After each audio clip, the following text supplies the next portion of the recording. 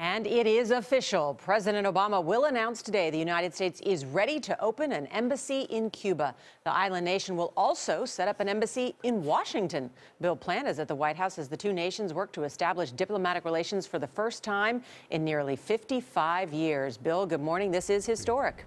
Good morning. It sure is. That announcement comes in just a few hours, and they'll normalize relations and reopen embassies, and it means that there'll be an American ambassador in Havana for the first time since President Eisenhower broke off relations in 1961.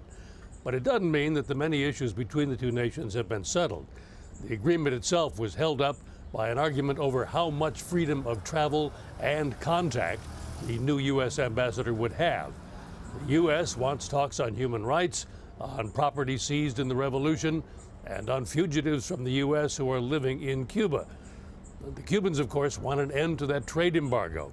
The President of the United States supports that on the grounds that it's ineffective, but many in Congress oppose it on the grounds that Cuba continues to inflict serious human rights abuses on dissenters. Charlie? Bill, the President's decision to normalize relations was controversial, certainly. Tell us about the reaction to this announcement. Well, Republicans have objected, but the presidential candidates themselves haven't said too much except for Jeb Bush. Jeb Bush tweeted his disapproval last night. He said that the U.S. Embassy will legitimize repression and not promote the cause of freedom and democracy. Bill, thanks.